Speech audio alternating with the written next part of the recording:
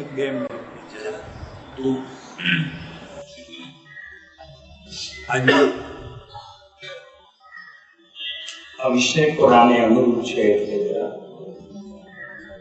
अब शोक दिया इस जीवन को, अब शोक दिया इस जीवन को, भगवान तुम्हारे चरणों में, भगवान तुम्हारे चरणों में, शरणागत प्रभु तेरा, मैं हूँ शरणागत प्रभु तेरा, प्रभु ध्यान तुम्हारे चरणों में, प्रभु ध्यान तुम्हारे चरणों में, मेरा निश्चय एक ही वही, मेरा निश्चय बस एक वही, तुम चरणों का पुजारी बनूं, मैं तुम चरणों का पुजारी बनूं, अर्पण करूं दुनिया भर का, अर्पण कर दूं दुनिया भर का, सब प्यार तुम्हारे चरणों में, सब प्यार तुम्हारे चरणों में, मैं जग में रहूं तो ऐसे रहूं, मैं जग में रहूं तो ऐसे रहूं, ज्यों जग में कमल का फूल रहे, ज्यों जल में कमल का फूल रहे, मन बच काया हृदय अर्पण, मन वच काया भगवान तुम्हारे चरणों में, भगवान तुम्हारे चरणों में, अब शोक दिया इस जीवन को, अब सौंप दिया इस जीवन को, भगवान तुम्हारे चरणों में, भगवान तुम्हारे चरणों में, जहाँ तक संसार में भ्रमण करूं, जहाँ तक संसार में भ्रमण करूं, तुझ चरणों में जीवन को धरूं, तुझ चरणों में जीवन को धरूं, तुम स्वामी मैं सेवक तेरा, तुम स्वामी मैं सेवक तेरा, ध्यान तुम्हारे चरणों में, प्रभु ज्ञान तुम्हारे चरणों में, अब सौंप दिया इस जीवन को, अब सौंप दिया इस जीवन को, भगवान तुम्हारे चरणों में, भगवान तुम्हारे चरणों में, मैं निर्भय हूँ तुझ चरणों में, मैं निर्भय हूँ तुझ चरणों में आनंद मंगल है जीवन में, आनंद मंगल है जीवन में। रिद्धि सिद्धि और संपत्ति सब, रिद्धि सिद्धि और संपत्ति सब मिल गई है प्रभु तुझ चरणों में, मिल गई है प्रभु तुझ चरणों में। ભક્તની આ એક છેલ્લી કડીમાં એની શું ભાવના છે વ્યક્ત કરે છે. મેરી ઈચ્છા બસ એક પ્રભુ, मेरी इच्छा बस एक प्रभु, मेरी ઈચ્છા બસ એક પ્રભુ, मेरी इच्छा बस एक प्रभु। एक बार तुझे मिल जाऊं मैं, एक बार तुझे मिल जाऊं मैं। फिर बार बार नहीं मिलूंगा, फिर मैं मुझको मिलूंगा। एक बार मुझे तुझे मिल जाऊं मैं, एक बार तुझे मिल जाऊं। इस सेवक की एक रग रग का, इस सेवक की एक रग रग का, एक रग रग का, एक रग रग का होता तुम्हारे हाथों में, होता तुम्हारे हाथों में। अब शोक दिया इस जीवन को, अब सौंप दिया इस जीवन को भगवान तुम्हारे चरणों में, भगवान तुम्हारे चरणों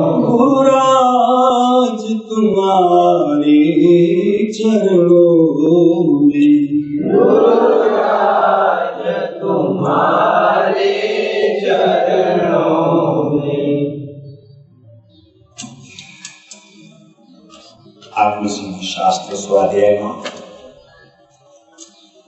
23 ગાથા સુધી કૃપાળુ દેવે સદગુરુનું મહાત્મ્ય જ ગાયું છે. એક ગાથાથી તે 23 ગાથા સુધી સદગુરુનું મહાત્મ્ય. આ 12મી ગાથા ચાલે છે.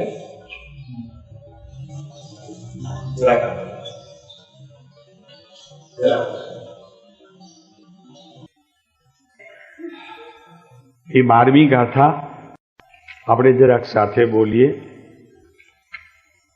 બોલો. સદગુરુના ઉપદેશ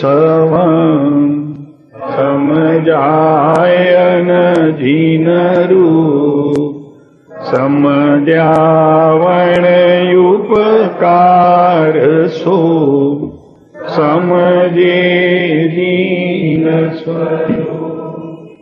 સદગુરુના ઉપદેશ સમજાય ન જીનરૂપ, સમજાવીણ ઉપકાર સો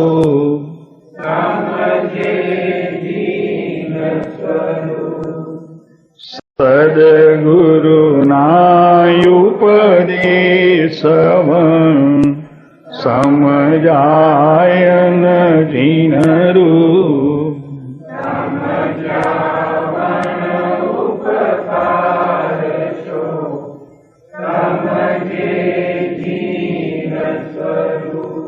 સ્પષ્ટ, એકદમ સ્પષ્ટ ને ચોખ્ખી ગાથા. કે જેણે જીનેશ્વરને ઓળખ્યા ત્યારે કહેવાય કે જ્યારે એણે સત્પુરુષને ઓળખ્યા, અને સત્પુરુષને ઓળખ્યા ત્યારે કહેવાય કે જ્યારે સત્પુરુષોમાં સંપૂર્ણ શ્રદ્ધા મૂકી અને પોતાના આત્માને ઓળખ્યા. આ સતનો માર્ગ છે. આ સતનો શાશ્વત માર્ગ અનાદિથી આ ચાલ્યો આવે છે. કે જે જીનેશ્વર ભગવાનને ઓળખતો નથી તે સત્પુરુષને ઓળખતો નથી, સદગુરુને ઓળખતો નથી. અને જેને સદગુરુની ઓળખાણ નથી એને ધર્મની સમજણ જ નથી. આમાં ત્રણેય સમાઈ ગયા. પોતાનો આત્મા કે જેણે આ સત્પુરુષ છે, સદગુરુ છે એવો નિર્ણય કર્યો, અને જે નિર્ણયની અંદર પોતાના આત્માની પણ પ્રતીતિ થઈ. પ્રથમ શ્રદ્ધા, પ્રતીતિ નામ શ્રદ્ધા. અહીં દર્શન લેવું, પ્રતીતિ નામ દર્શન, અનુભવ નહીં. તો જીનનું સ્વરૂપ ઓળખાયા વિના સદગુરુ ઓળખાતા નથી, અને સદગુરુ ઓળખાયા વિના પોતાનો આત્મા ઓળખાતો નથી. અને જ્યાં સુધી પોતાનો આત્મા ઓળખાતો નથી ત્યાં સુધી સંસારથી છૂટાતો નથી. ત્રણેય કાળમાં આ સિદ્ધાંત અબાધ્ય છે. અબાધ્ય છે.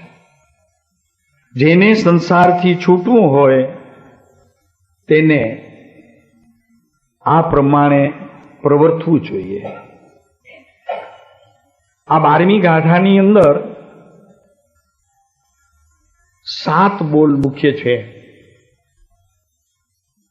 પ્રથમ તો સતની પ્રાપ્તિમાં સત સ્વરૂપે, સતની પ્રાપ્તિમાં સત સ્વરૂપે જે સત્પુરુષ છે તેની પ્રાપ્તિ થઈ અને એના આપ્ત જે વચનો છે એના દ્વારા પોતાના આત્માનો યથાર્થ નિર્ણય થવો એ પ્રથમ પ્રકાર છે.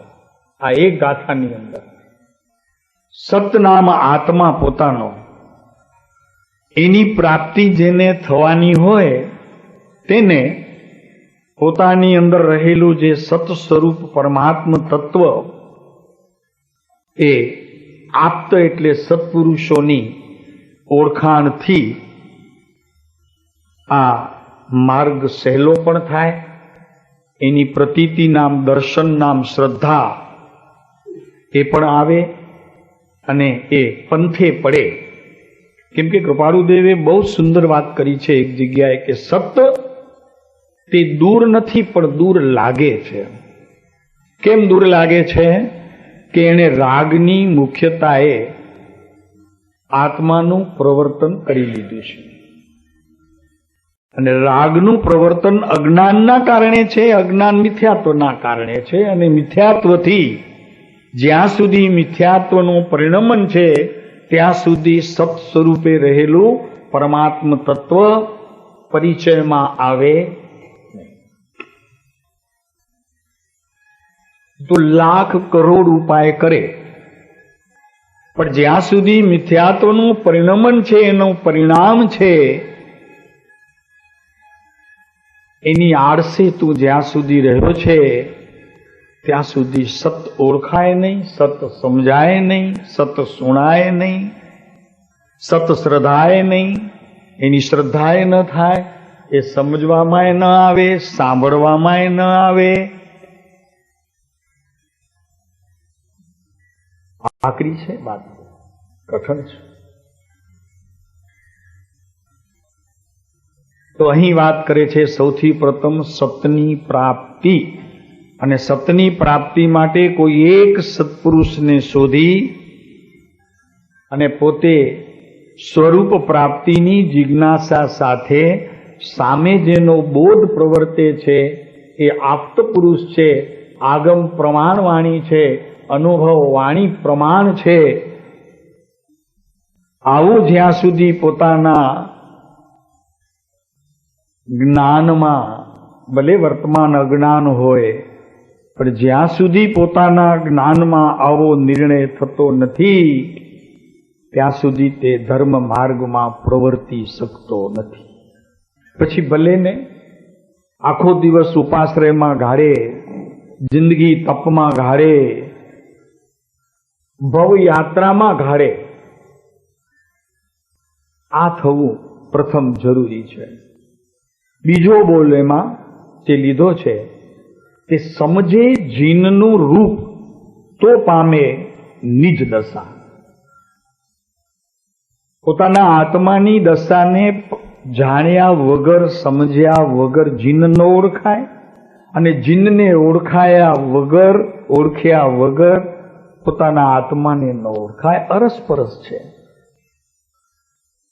એક ઘરમાં રહેવું છે ને, ભગવાનની ભક્તિ અને પોતાના આત્માનું ધ્યાન એક જ ઘરમાં છે, એક જ ઘરમાં રહેલા છે. તો એક જ ઘરમાં રહેલા આવા બે પદાર્થોને પોતાના જ્ઞાનમાં યથાર્થપણે નિર્ણય કરવો જોઈશે. જીન સ્વરૂપ અને નિજ સ્વરૂપ. એકલા જીન નિજ ઓળખાય તો જ તે જીનનું સ્વરૂપ ઓળખાય, અને પોતાના સ્વરૂપ ઓળખ્યા વિના જે જીન ઓળખાય છે તે જીનની સાચી ઓળખાણ. સ્વામી ગુણ ઓળખી. દેવચંદ્રજી મહારાજનું સ્તવન કેટલું સુંદર છે જુઓ. સ્વામી ગુણ ઓળખી, સ્વામીને જે ભજે, દર્શન શુદ્ધતા દેહ પામ. જેનાથી દર્શનોનિયનો અભાવ થાય એ પરમાત્માના ગુણને ઓળખવું પડશે, પરમાત્માને નહીં. કેમ કે જેવા પરમાત્માની અંદર ગુણ છે એવા જ ગુણ મારામાં અવ્યક્તપણે અત્યારે સત્તામાં રહેલા છે. પરમાત્માને પ્રગટ અનુભૂતિ સ્વરૂપ થયા છે અને મારામાં તે ગુણ અવ્યક્તપણે પણ રહ્યા છે, રહેલા છે. મારે પ્રગટ કરવા છે, અને જેણે પ્રગટ કર્યા છે તેનો મને આશ્રય ગ્રહણ કરવો જોઈશે. સત જેને પ્રાપ્ત કર્યું છે એવા સતના પડખા સેવવાથી જે અત્યારે સત દૂર છે તે સત પોતાથી નજીક છે એમ એને જ્ઞાનમાં યથાર્થ નિર્ણય થાય છે. સમજે જીનનું રૂપ તો તે પામે નિજ દશા. જોયું? જીન દશા નહીં, નિજ દશા પામે. પરમાત્મા જે દશાને પામ્યા છે એના ગુણો પ્રત્યે નજર જતા અકશાયી એવા આત્મ સ્વભાવની રક્ષા કેમ કરવી એ જેને સત પ્રાપ્ત થયું છે તે જ બતાવી શકે, અજ્ઞાની નહીં. અકશાયી પોતાની પાસે અનંત ગુણોને ધરનારો એવું આત્મ તત્વ અકશાયી છે, નિર્મળ તત્વ છે પોતાની પાસે. મિલકત તો એ છે, પણ અત્યારે મિલકત ખોટે રસ્તે ખર્ચી નાખે છે. કોઈ સમજદાર વેપારી મળે તો એને કહે કે ભાઈ તું રૂપિયો ખોટી જગ્યાએ ખર્ચે છે તો રૂપિયાના 8 આના થશે, પણ જો હું કહું તેમ કર તો રૂપિયાના 1.5 થશે. વાણીઓ કઈ રીત પસંદ કરે? રૂપિયાનો 1.5 કે રૂપિયાના 8 આના?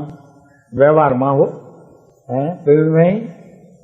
રૂપિયાના 8 આના થાય તે પસંદ કરે કે રૂપિયાનો 1.5 રૂપિયો થાય તે પસંદ કરે? સુનિલભાઈ શું પસંદ કરે? અહીં કે છે બોધમાં કે સત્તા ને સત્વરૂપે અને અનંત ગુણોનો તારો નાથ પરમાત્મા અત્યારે ખોટે રસ્તે ચડ્યો છે, વગોવાય છે. ગીતનો ગાનાર અત્યારે વગોવાય છે. જરાક સમજી જા ભાઈ. એમ સત્પુરુષોનું આ કહેણ છે કે સમજે જીનનું રૂપ એ આનંદ મૂર્તિ સત સ્વરૂપને કૃપાળુ દેવે અભેદ ભાવે નમસ્કાર કર્યા છે.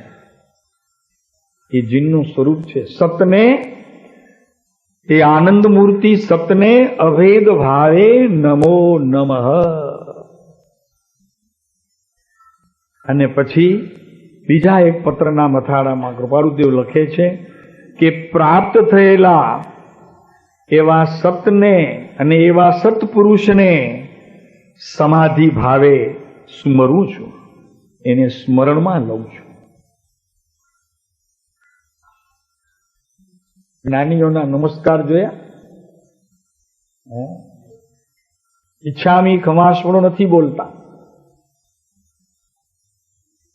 પણ એમાં એક વાક્યની અંદર કરોડો નહીં અનંત નમસ્કાર સમાઈ ગયા. ઈચ્છામી ખમાસણો કરોડો. તમે બોલો તો એક બોલો, આ તો કરોડો ઈચ્છામી ખમાઈ એની અંદર સમાઈ ગયા. શું કે પ્રાપ્ત થયેલા સત્પુરુષને, કે પ્રાપ્ત જેને સત પ્રાપ્ત થયું છે એવા સત્પુરુષને સમાધિ ભાવે. જો પોતાનું પણ પાછી સ્થિતિ કેવી છે? સમાધિસ્થ દશા છે. અકશાયી આત્માના સ્વભાવનો વર્તમાન જ્ઞાનની અવસ્થામાં ઉગાડ છે.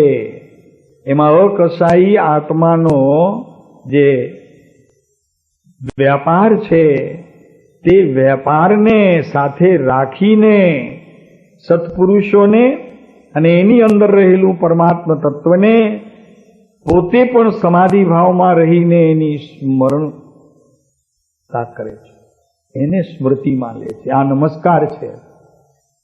અને કૃપાળુદેવનું આ ઉપર મથાળું છે, વાંચ્યું હોય તો 194, 198, 192, 208, 201 વગેરે પત્રો છે બધા. તેમાં સતને અનુસરતા 6 પ્રકાર કૃપાળુદેવે માંગલિકપણે લીધું છે. તો અહીં કહે છે કે સમજે જીનનું રૂપ તો તે પામે નિજ દશા. અને નિજ દશાને પામ્યા વિના 3 કાળમાં આ સંસારથી છૂટી શકાય નહીં, છૂટી શકાશે નહીં. અને પૂર્વે પણ જીવો છૂટી શક્યા નથી.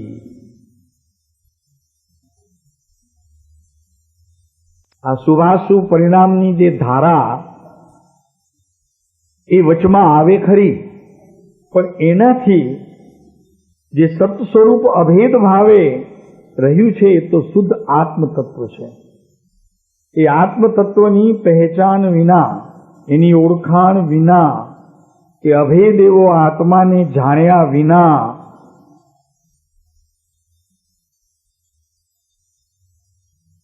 કોઈ એક સમયની અવસ્થા પણ તારી ધર્મની ન હોઈ શકે, એટલે કર્મની હોઈ શકે. કેમ કે શુભાશુભ પરિણામની ધારામાં તે કર્મ છે, રાગ ધારા છે, જ્ઞાન ધારા નથી. અને ચિન્ન દશાનું 12 જરી બોધ કહે છે તો 18 દૂષણથી રહિત તે જીનદેવ ત્રીજો બોધ એ ગાથાની અંદર સમજ્યા વણ ઉપકાર સો સમજે જીન સ્વરૂપ. વણ શબ્દ ઉપર વજન છે. વણ વિના, જીનના સ્વરૂપને સમજાયા વિના સત્પુરુષો ઉપકાર કરે છે કે એમનો હોય છે, કે એમની કરુણા વરસી રહી છે. એ સત્પુરુષોની અંદર જીનેશ્વર પરમાત્માની અંદર રહેલા ગુણ જે છે અને એના પહેલા જે દૂષણ છે એ 18 દૂષણથી જે સતદેવ છે એને સમજ્યા વગર તું કેવી રીતે પરમાત્માને ઓળખી શકીશ? ભગવાનના મંદિરમાં જાય છે તો ભગવાન તો બેઠા જ છે ત્યાં, એક જ સ્થિરતાએ, એક જ આસને, નથી કંઈ કહેતા, નથી કંઈ પોતે સાંભળતા, નથી તને જોતા, અને છતાં રોજ દિવસમાં દોડી દોડીને ત્યાં પહોંચે છે, તો એમાં પણ ઓઘે ઓઘે આવું પરમાત્માનું સ્વરૂપ છે એવું પોતાના જ્ઞાનમાં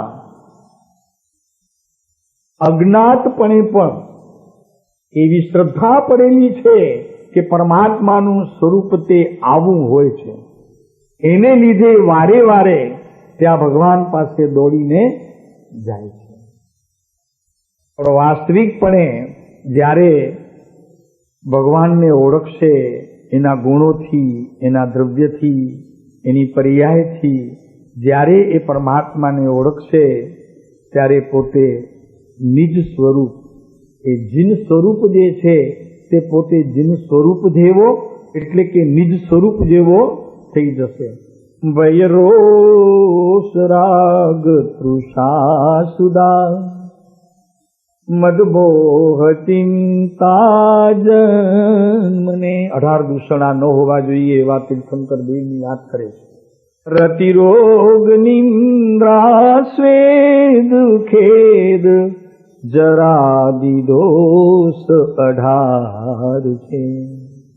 બધી જગ્યાએ દેવ દેવ દેવ દેવ કીધા ફરે છે ને. આ દેવ જોઈ લેજે, 18 દૂષણથી જો રહિત હોય તો દેવ. પછીનું થાય છે આરામ ફરમાવે છે, એમને થાક લાગ્યો છે, એમને ભય છે, શસ્ત્ર છે, કંઈ લીધું છે હાથમાં, ભયને લીધે રૌદ્ર સ્વરૂપ છે, રોષ. જોઈ લેજે, આ ભગવાન નહીં. પાણી પીએ છે સિવાય બીજું કાંઈ પણ, ભૂતરીએ જાય છે, ભગવાન નહીં. અભિમાન મદ દેખાશે, છલકશે બાર. નાકની છેટે ક્યાંય નહીં છડકે તો અહીંયા છલકશે. જેની નાકની ફેણ લાંબી થાય ને સમજવું કે આ અભિમાની છે, ફસી જવું એવા જીવથી આ નિશાની છે. અને જરીક બાજુમાં ઉભા રહેશો તો એની ગંધ પણ તમને આવશે.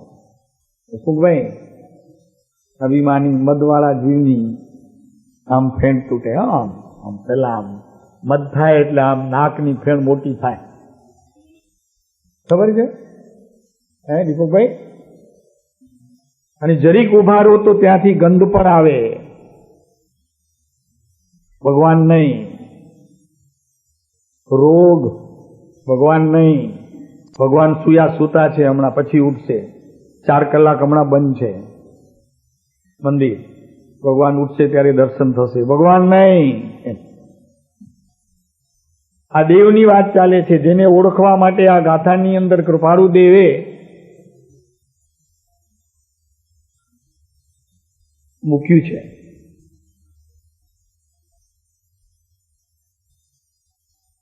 સ્વેદ, પસીનો, ખેદ. ખેદ થાય ને, અને જરા, વૃદ્ધાવસ્થા ભગવાનને આવે. ભગવાન નહીં. એવા ભગવાનને ઓળખવા છે ત્યારે ભગવાન ઓળખાયા કેવા છે ત્યારે જીનનું સાચું સ્વરૂપ સમજીને નિજ સ્વરૂપમાં બિરાજમાન થશે. 18 દૂષણથી રહિત તે જીનદેવ. ચોથો બોલ છે પરમ નિર્દોષ ગુણમૂર્તિ સત્પુરુષ સદગુરુ. કેવા હોય સદગુરુ? તો કે પરમ નિર્દોષ. પરમ નિર્દોષ, ખાલી નિર્દોષ નહીં, પરમ નિર્દોષ. કોઈ દોષ નહીં.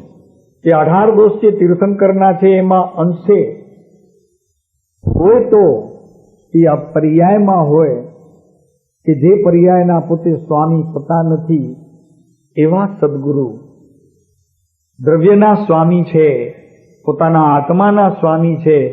અંશે પણ એ 18 દોષમાંથી એ દોષ ગયો છે, પોતામાં છે નહીં એવી માત્ર માન્યતા નહીં, પરિણામ પણ તે પ્રકારના છે, પરિણતિ પણ તે પ્રકારની છે. એવા અહીં સદગુરુની વાત આ 12મી ગાથામાં કહેવામાં આવી છે. 5મો બોલ છે પ્રતિછંડે પ્રતિછંડે જીનરાજજી. પ્રતિછંદે એક એક પર્યાયે સત્પુરુષની, સતની, જીનેશ્વરની શરણાગત,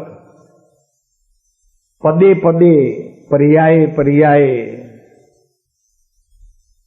શબ્દે,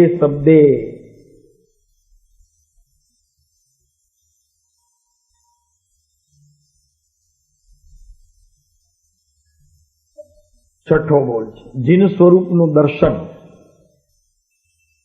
અને આત્મદ્રષ્ટા સદગુરુ થકી. પેલા મનથી બધું નક્કી કરે. પ્રવચન સારની 70મી ગાથામાં જે જાણતો અરિહંતને દ્રવ્યત્ય ગુણ પર્યાયપણે તે જાણતો નિજ આત્મને કશું મોહ પામે લે છે. એ જીવ જ ખરેખર મોહથી અને મોહ દ્વારા મોહમાં ફસાતો નથી. ભગવાનને ઓળખવાની રીત ત્યાં બતાવી છે કે દ્રવ્યથી, ગુણથી અને પર્યાયથી. તો અહીંયા કહે છે કે જીનનું સ્વરૂપ આપ્ત પુરુષોના વચનો દ્વારા આત્મદ્રષ્ટા, જેને સમયની પોતાની પ્રત્યેક અવસ્થામાં પોતાના આત્માના જેને ભેટણા થાય છે, એવા સદગુરુ થકી આ જીનેશ્વર પરમાત્મા ઓળખાય છે. જીવો લાંછનથી ઓળખે. ચંદ્રપુર એ ઉભારો ભલા બળદ લાગે છે, બળદ ઋષભદેવ હશે ભલા, અને નહીતર સિમંદર હશે. તો જો ક્યાંક હશે, બોર્ડ હશે, એ લાંછનથી કે લિંગથી ઓળખાય. એ પરમાત્મા નહીં.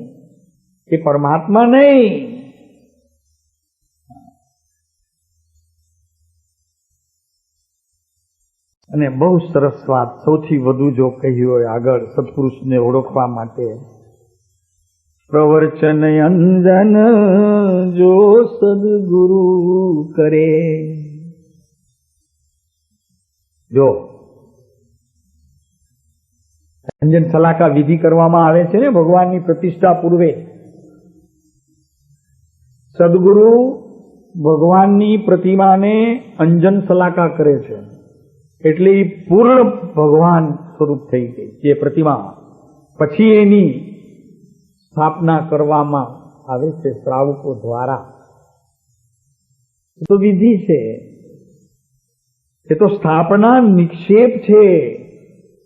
ત્યાં વાસ્તવિકપણે તે ભગવાન નથી, પણ ભાવ અપેક્ષાએ આવું સ્વરૂપ ભગવાનનું હોય. એ સ્થાપના નિક્ષેપથી મુમુક્ષુઓ એને ત્યાં સ્થાપના કરે છે.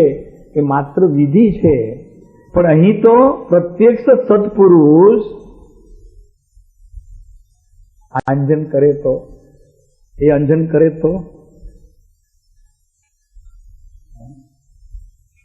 પ્રવચન અંજન જો સદગુરુ કરે,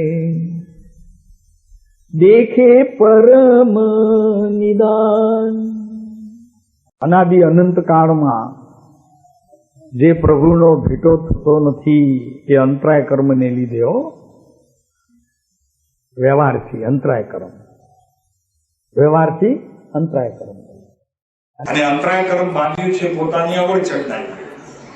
એ કર્મથી બંધાયું છે એમ નહીં, એ નિમિત્તથી બંધાયું છે, એ સંયોગથી બંધાયું છે એમ નહીં.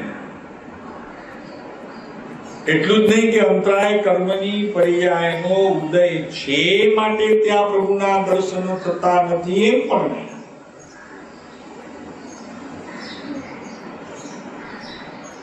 શું કીધું સમજાણું? વર્તમાન પર્યાયમાં અંતરાય કર્મનો ઉદય જોગ છે, એનાથી મારે પ્રભુનો મેળાપ થયો નહીં. આવી વાત પણ એ મિથ્યા દ્રષ્ટિ જો માને તો વિશેષ મિથ્યા દ્રષ્ટિનું તે વિરુદ્ધ પામે. નથી થયું દર્શન તો એ મિથ્યા દર્શનનો ઉદય છે, અંતરાય કર્મ છે, માટે એમ નહીં. પોતાની ભૂલને લીધે એ અંતરાય કર્મ પર દ્રષ્ટિ જતા પોતાના સત સ્વરૂપે રહેલો પરમાત્મા ભૂલાયો, ત્યાં દ્રષ્ટિ પડી નહીં અને અંતરાય કર્મ પર દ્રષ્ટિ પડી તો એ ભૂલને લીધે ત્યાં અંતરાય કર્મ છે એવા પ્રકારનો તે કાર્ય ઉપર દોષ આવ્યો, એને અહીં કર્મ કહેવામાં આવે છે. નામ આપ્યું પછી અંતરાય. હૃદય નયનની હારે જગધણી. સૌથી પ્રથમ હૃદયથી નિર્ણય કરે. સત્પુરુષો પહેલા મનમાં સ્થાપીને વિચારોને ત્યાંથી હટાવીને તારા મનરૂપી હૃદયમાં તેની સ્થાપના પ્રથમ કરાવે છે. કેમ કે જ્ઞાનની સ્થાપના તો તારે કારણે થશે, તારે લીધે થશે, તારાથી થશે. જ્ઞાનની સ્થાપનાનું કાર્ય તો તારે કારણે થશે. એ કારણ પણ તું અને કાર્ય પણ તારું. પણ અહીં હૃદયની અંદર, તારા હૃદય કમળની અંદર તેની સ્થાપના કોણ કરશે? તો કે એ કરશે સદગુરુ. પ્રવચન કર્યું છે ને, પ્રવચન રૂપી અંજન. અહીં અંજન શું? પ્રવચની અંજન, પ્રકૃષ્ટ વચન ભગવાનના, અને એ ગુરુના મુખેથી કહેવામાં આવે. એ વચન દ્વારા જ્ઞાની જીનેશ્વર પરમાત્માના હૃદય સુધી જવાનો એક સરળ માર્ગ છે. એ અહીં સદગુરુ બતાવે છે. એને અહીં પ્રવચન અંજન કહેવામાં આવે છે. અહો સત્પુરુષની વાણી અને મુદ્રા, એનો મહિમા કેટલો છે! સત્પુરુષની વાણીનો મહિમા કેટલો અગાધ મહિમા છે, અગાધ મહિમા છે. પણ એને તો ઓલું કરી રાખ્યું છે ને, ઓકે વ્યાખ્યાન સોનીલાબેનનું પાત્ર ક્રિયા. વ્યાખ્યાન સાંભળવા જવું એને ક્રિયા સમજી લીધી છે, જવું જ જોઈએ. આપણા ગામડામાં ગુરુઓ હોય ઉપાશ્રયમાં અને પ્રવચન સાંભળવા, વ્યાખ્યાન સાંભળવા જવું, બસ એનાથી વિશેષ ત્યાં કાંઈ બીજું છે જ નહીં. એમ નથી. જીનેશ્વરની વાણી જાણી તેને જાણી છે. અને જીનેશ્વરની વાણી કેવી છે? તો કે સકલ જગત હિતકારિણી, હારી મોહ તારીની, ભવાબ્દી મોક્ષ ચારીની પ્રવાણી છે. ખૂબ ગંભીરતાએ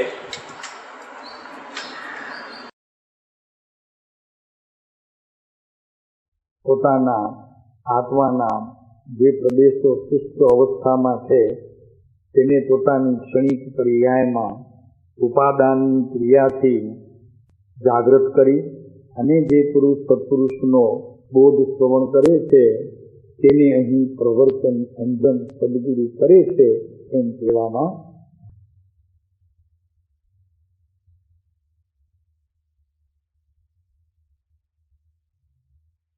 હૃદય નયનની હારે જગધણી.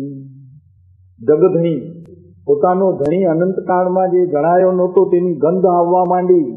સત્પુરુષે તેનું બીજરૂપી રોપણ કર્યું. કેમ કે સત્પુરુષ છે તે વૃક્ષ જેવા છે અને એમાંથી જે બીજ નીકળે છે તે શિષ્ય માટે છે. એનું રોપણ કરે છે સત્પુરુષ, સદગુરુ.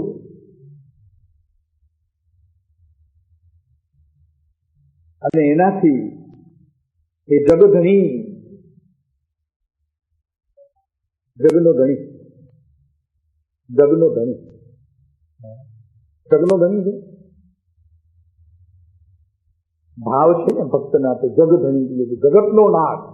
જગતનો નાથ છે કે પોતાના આત્માનો નાથ છે? જગતનો નાથ છે કે પોતાના આત્માનો નાથ છે? જગતનો નાથ તો જે માને માનીને આદરે, આદરીને જે પામે એને જગતનો નાથ કહેવામાં આવે છે. બાકી તો જગતનો નાથ કેવા માટે? એને કઈ જગતનો નાથ નથી.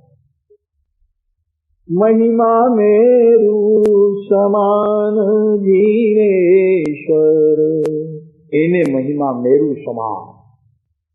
મેરુ દગે નહીં ને, એમ પોતાના આત્મા તરફથી થયેલ દ્રષ્ટિ છે ને દગે નહીં, ખસે નહીં. ત્યાંથી પોતાના આત્માથી એક સમય માત્ર પણ દ્રષ્ટિ ખસે નહીં. મેરુ જેવી થઈ ગઈ. મેરુ જો દગે, મેરુ જો અસ્થિર થાય તો તે ત્યાંથી દ્રષ્ટિ હશે, હટે, અન્યથા હટે નહીં. એવી દ્રષ્ટિની સ્થાપના થતા પ્રવર્તન અંજન પણ થયું, અંદરથી પરમ નિધાન પ્રભુનો પ્રગટ્યો પણ, અને હૃદય નયન કર્મચક્ષુ હતા, નહોતા દેખાતા, ભગવાનના ગુણ નહોતા જોવામાં આવતા. પછી હૃદયરૂપી કમળમાં સત્પુરુષે તેની સ્થાપના કરી દીધી.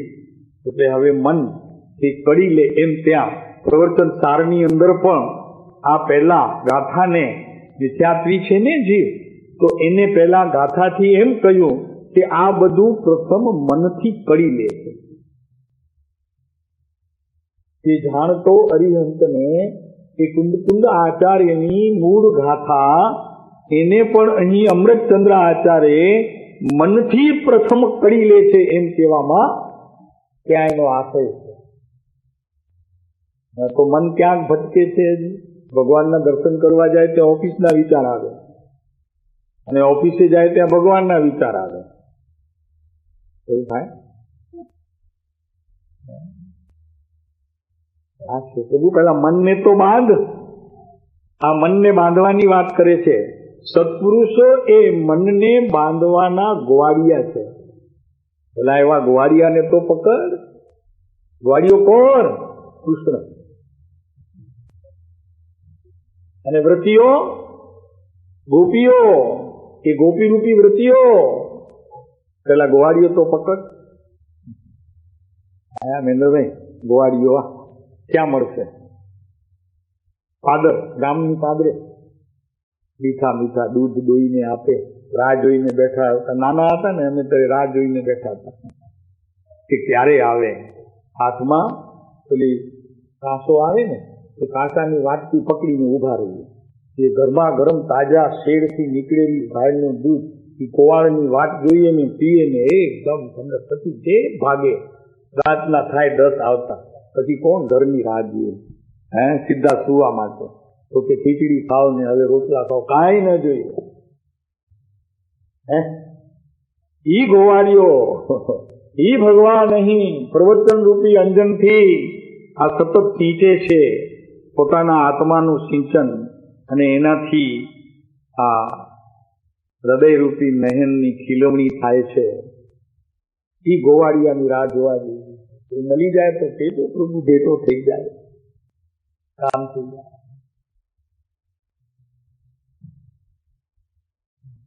મહિમા મેરુ સમાન, ધર્મ જીનેશ્વર ગાવું રંગ.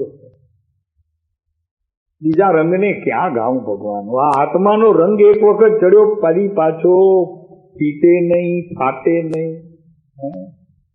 એ રંગ ચડાવવા જેવો છે. ફરી પટોળે ભાત ફાટે પણ ફીટે. એ જામનગરની બાંધણી આવતી ભાઈ, જામનગરની હમણાં તો નથી થતી ત્યાં આવે, કેમ કે બાંધણી પહેરવાનું છોડી દીધું. કોક પહેરે છે. હવે નવી નવી કે છે કે ભાઈ ફેશન આવી છે. બેનો સાચી વાત છે. નવીસર બાંધણીનું બધું આવે, એના ડ્રેસ બી બનાવે છે બાંધણી. પણ એનો ખ્યાલ રાખો, એનો રંગ કચ્છથી આવે. તમને ખબર નહીં, એનો રંગ કચ્છથી આવે છે. કચ્છથી.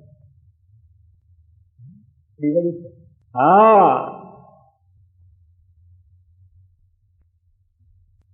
એ ખારેક છે ને, ખારેક તમારા દેશમાં થાય છે ને, બીજે ક્યાં નથી થતી હિન્દુસ્તાનમાં.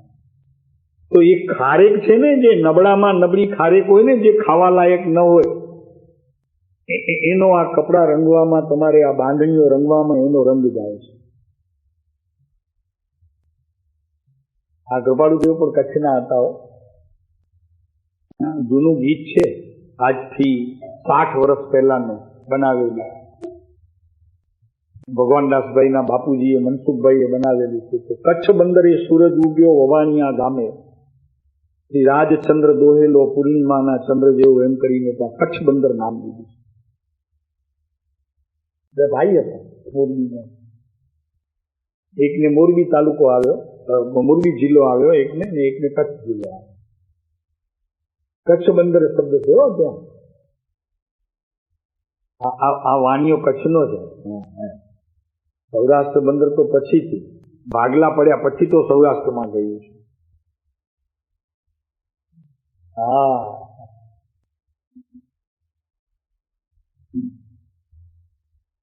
હવે અહીં વાત મૂળ ગાથાની. તો ફાઉન્ડેશન બાંધ્યું, હવે આત્મસિદ્ધિની ગાથા.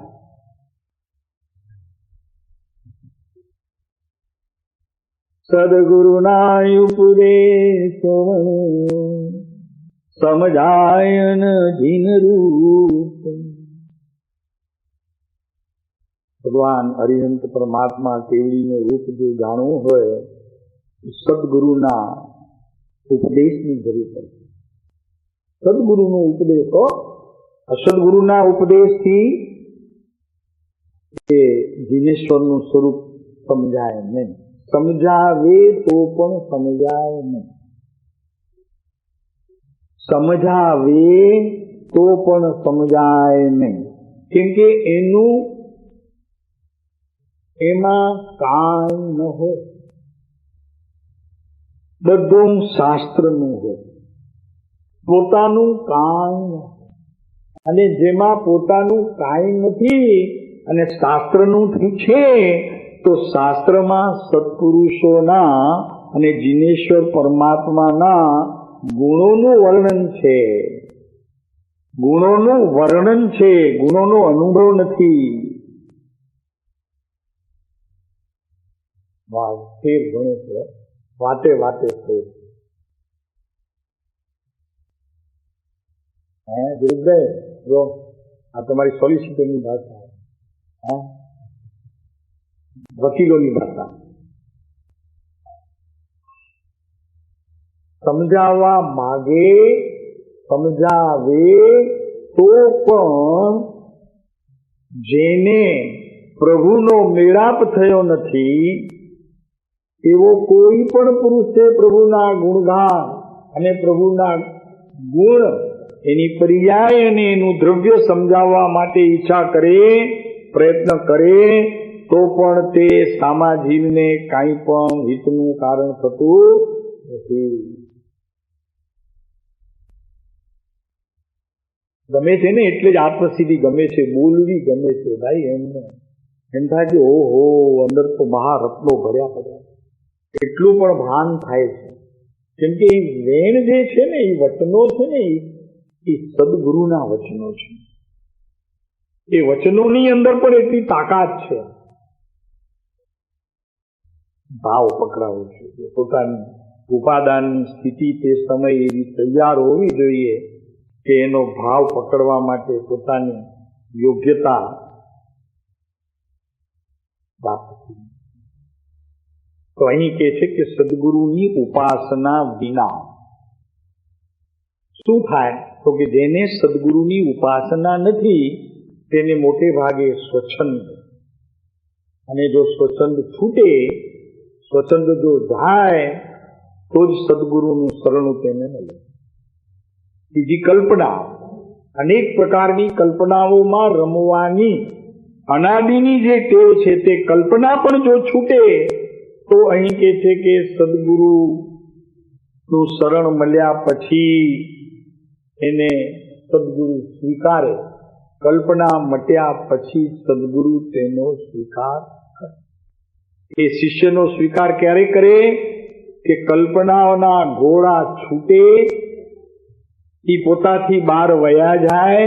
એવું સત્પુરુષોને જ્યારે જ્ઞાત થાય ત્યારે તે તને બોધ આપે, અને એ બોધ તારા જીવનની અંદર પરિણમે, ત્યારે તારી જ્ઞાનની અવસ્થાએ તેનો સ્વીકાર કર્યો. અને એ સ્વીકારમાં ગુરુનું શરણ હતું સૌથી પ્રથમ, એનો એને મહિમા આવ્યો, એનું મહાત્મ્ય આવ્યું, અને એ મહાત્મ્ય વ્યવહાર દ્રષ્ટિએ સત્પુરુષનું છે, સદગુરુનું છે, અને સિદ્ધાંતની દ્રષ્ટિએ, સતની દ્રષ્ટિએ પોતાના આત્માનું આવું સ્વરૂપ છે, એમ એને પ્રથમ પોતાની જ્ઞાનની અવસ્થામાં નિર્ણય થાય. એને પણ નિર્ણયરૂપ સંકિત કીધું છે, શ્રદ્ધારૂપી સંકિત કીધું છે. આટલી શરત છે આ ગાથામાં. સમજુ ઘણું છો. 12મી ગાથા છે આ. 1 ડઝન પૂરી, ડઝનના ભાવ. પછી એના ઉપર ઘૃસના ભાવ નથી, ઘૃસ નથી. 144 ગાથા. કેટલી ગાથા છે? આત્મસિદ્ધિની ગાથા કુલ કેટલી? 142 નહીં, 2 બીજી. 144 2 બીજી છે. શ્રી અચળ ને શ્રી સૌભાગ્ય આદિ મુમુક્ષો 2 બીજી 144 છે. 12 ગુણ્યા 12 144 એમ છે.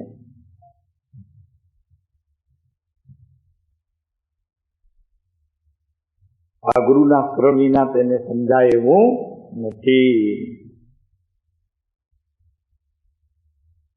આજે આપણે જેની વાત કરી રહ્યા છીએ, જે આત્મસિદ્ધિની ભાષ્ય ટીકા, કે તો કૃપાળુદેવે, અંબાલાલભાઈએ ટીકા કરી એની ઇન શોર્ટ, અને બધી કૃપાળુદેવને બતાવી, અને કૃપાળુદેવે એમને માર્ક આપ્યા છે. કેમ કે અંબાલાલભાઈની કરેલી ટીકા હોય, ભલે 2.5 લીટીની ક્યાંક છે, ક્યાંક 3 લીટીની છે, ક્યાંક 30 લીટીની છે, પણ બધી કૃપાળુદેવે માન્ય કરી છે.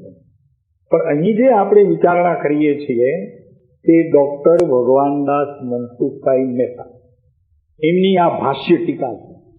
એમણે આ આત્મસિદ્ધિની ટીકા કરી છે. મહાભાષ્ય રાજજ્યોતિ એનું નામ આપ્યું. શું નામ આપ્યું છે એ પુસ્તકનું?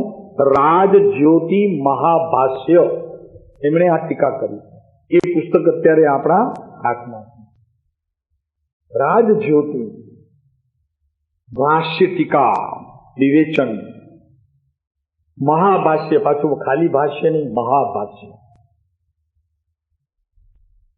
પોતાના આત્માની અંદર પણ અંશે ભાષ્યમાન થાય એવી આ રાજજ્યોતિ, એવી આ આત્મસિદ્ધિની ટીકા ભગવાનદાસભાઈ લખે છે કે મને મારા આત્મામાં અંશે પણ એ ભાષ્યમાન થાય એ હેતુથી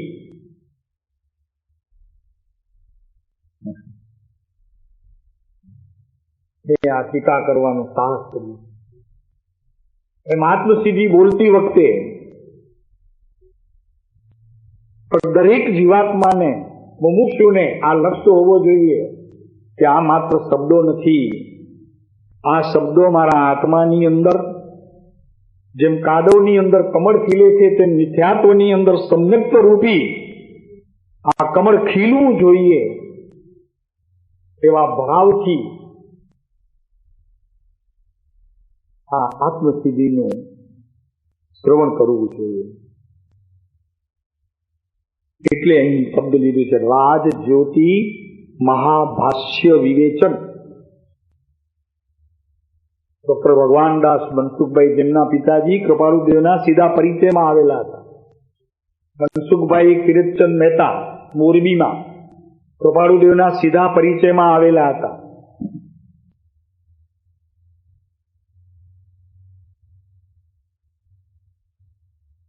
અને ભગવાનદાસભાઈએ પણ યોગ દ્રષ્ટિ સમુચય, લલિત વિસ્તર સંગ્રહ, પુરુષાર્થ સિદ્ધિ ઉપાય, પ્રજ્ઞાબોધ ઇત્યાદિ અનેક શાસ્ત્રોની ટીકા એમણે પોતે કરી હતી. એવા વિદ્વાન હતા. અને શ્વેતંબર આચાર્યો તો એમની પાસે અભ્યાસ કરવા માટે આવતા. છેલ્લે તો એમણે પછી પોતે ડોક્ટર હતા, MBBS, પ્રેક્ટિસ છોડી દીધી હતી. અને પછી જે કોઈ આવે તેમને સંસ્કૃત વગેરે અથવા તો કોઈ એવા અટપટા શાસ્ત્રના કોઈ એવા વિશેષ અર્થો હોય, સમજાતા ન હોય તો એને પ્રેમથી પોતે સમજાવતા હતા. અને કૃપાળુ દેવ તો જીવનની અંદર એક એક એક એક ક્રિયામાં એક એક રોમમાં પ્રદેશે સમાયેલા. એટલો કૃપાળુ દેવ પ્રત્યેનો આદર, વિવેક, મહાત્મ્ય છવાઈ ગયા હતા. આખા 4 ફૂટની સ્થિતિ હતી, 4.25 ફૂટ એમનું ગજુ હતું, બહુ નાના હતા. પણ એ 4 ફૂટના માણસે 4 ભવની પરિભ્રમણ દશા ટાળીને પંચમ ગતિને પામવાનો પ્રયાણ કરી દીધો. એવી શક્તિ હતી. અમને સેજ ભાવ થયો, આ કરવું. કઈ જેની ટીકા લેતા હોઈએ તેનો ગુણ પ્રમોદ તો કરવો જોઈએ. ભાઈ ન કરીએ તો આપણે નગુણા કહેવાઈએ. આપણી કાંઈ વાત નથી આમાં.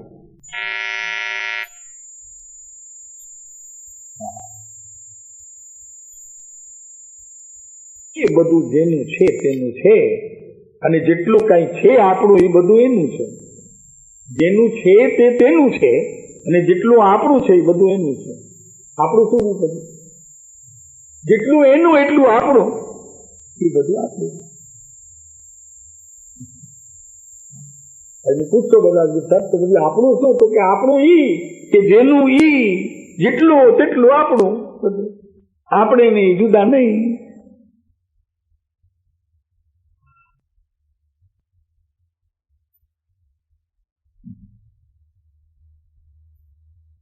આપણે તો ભાઈ એક જ કામ કરવાનું છે. આપણે એને ચાહીએ છીએ, બરોબર છે? આપણે એને ચાહીએ છીએ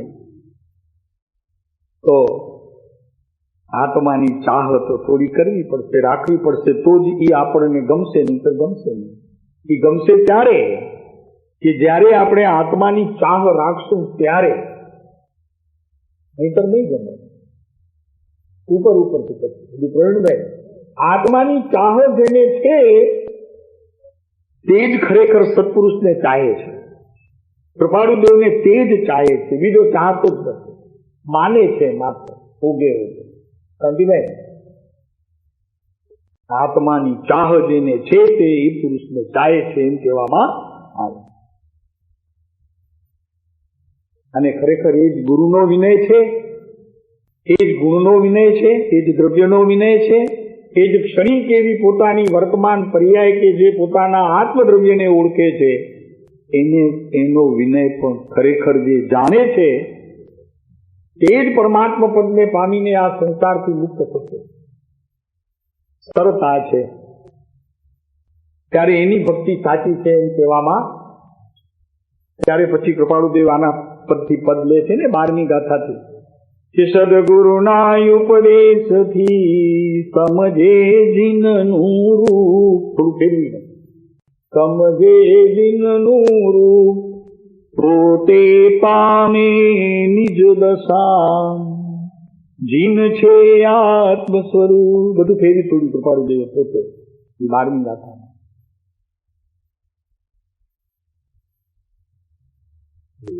આત્મસિદ્ધિ તો આ અવનીનું અમૃત એટલા માટે છે, અમૃત એટલા માટે કહીએ છીએ કે એને એક વખત માત્ર શ્રદ્ધાથી પીનારો પણ સંસારના દુઃખથી છૂટે. શ્રદ્ધાથી પીનારો અને શ્રદ્ધા ગુણથી જાણનારો 4 ગતિથી છૂટે. અને શ્રદ્ધા ગુણથી આગળ જતા અનુભવ કરનારો મુક્તિનો સ્વાદ લે. એને આત્મજ્યોતિ પ્રગટશે, પ્રત્યક્ષ અનુભવ કરશે. મહાભાષ્ય કે એક ગાથા બોલવાથી જેને આત્માનું ખરેખર અંશે પણ ગુણ ઓળખાય, તે એની પર્યાયમાં પણ પ્રવેશ કરે અને દ્રવ્ય તરફ દ્રષ્ટિ જામી રહે. એવું એક ગાથામાં પણ જેનું શક્તિ, જેની શક્તિ એટલી ભરી પડી છે એ આત્મસિદ્ધિ. અદભુત છે પ્રભુ. એ માત્ર સાંભળવા માટે નથી. ઘરના કામ કરતા હોઈએ અને આત્મસિદ્ધિની સીડી કે ટેપ મૂકી દીધી, દોષ છે પ્રભુ, એમાં દોષ છે. ઘણા પૂછે અમને તો સાહેબ અમે એવી રીતે કરીએ છીએ, કઈ વાંધો કરો છો તો પછી વાંધો છે ને. કરીને પૂછ્યો હતો તો કેટલા વર્ષથી કરતો હતો? સાહેબ અમે એમ ચાલે છે, હવે કઈ વાંધો કરો? હું કહું પહેલા એ નહોતો ને હવે નથી કરો, વાંધો નહીં. એને એમ જ કહેવાય. બીજું પછી પૂછે કે અમે 2 વર્ષ ત્યાં લગભગ આવી રીતે જ કરીએ છીએ, કારણ કે બીજો ટાઈમ મળતો નથી. ભલે તો સારું છે, આ ટાઈમ તો મળે છે એટલે. હા, તો સાહેબ નથી કીધું ઘરના કામ કરતા કરતા પણ એ સ્ત્રી ઘરની પોતાના ભરથાર પર નજર રાખે છે, એમ અમે ઘરના કામ કરતા કરતા આત્મસિદ્ધિની નજર રાખે. સાચી વાત, બહુ સુંદર.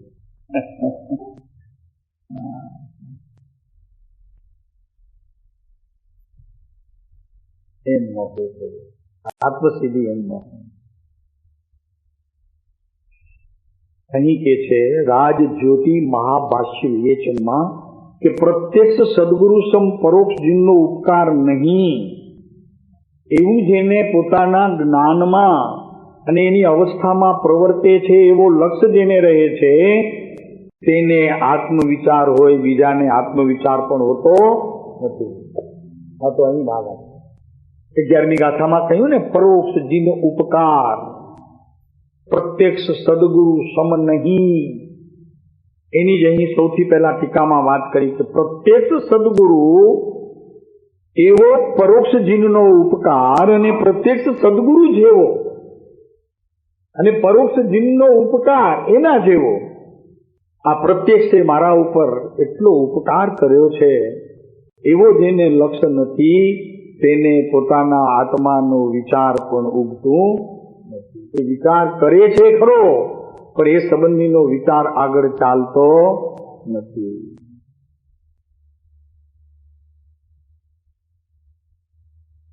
મારો નાથ ન બોલે બોલ અબોલા મરીએ.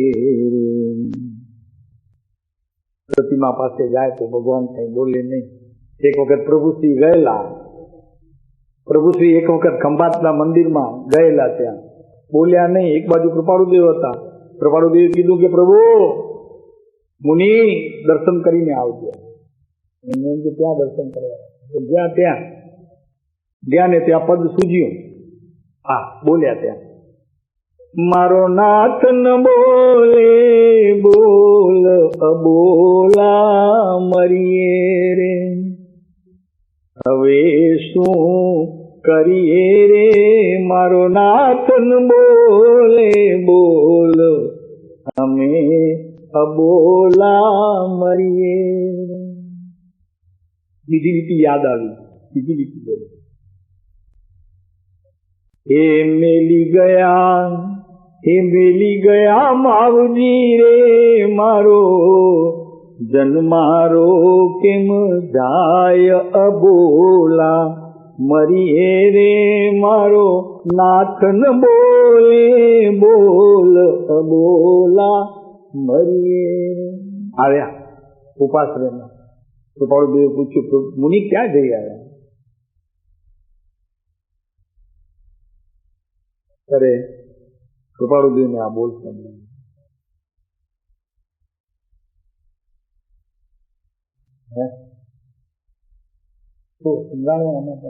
કૃપાળુદેવને આજે ત્યાં બોલ્યા હતા એ બોલે ને સમજાવ્યા.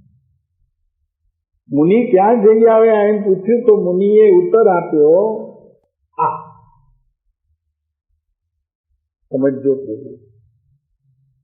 હા બહુ અદભુત વાત છે પ્રભુ. આ 12મી ગાથાનો મુખ્ય સાર આ કેવો છે. મારો નાથ ન બોલે બોલ અબોલા મરીએ રે, હવે શું કરીએ રે. મારો નાથ ન બોલે બોલ અબોલા મરીએ.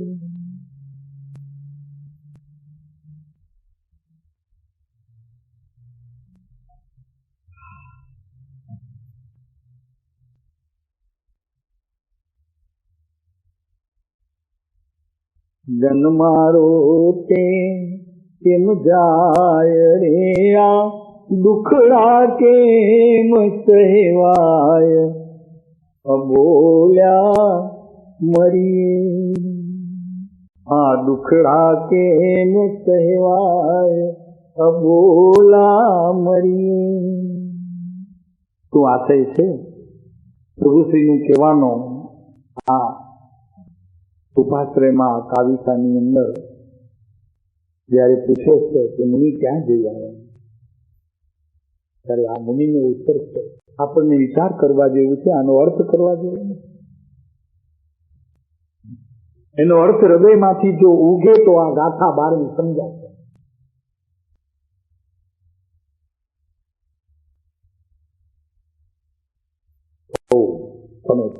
શાંતિ વિશેષ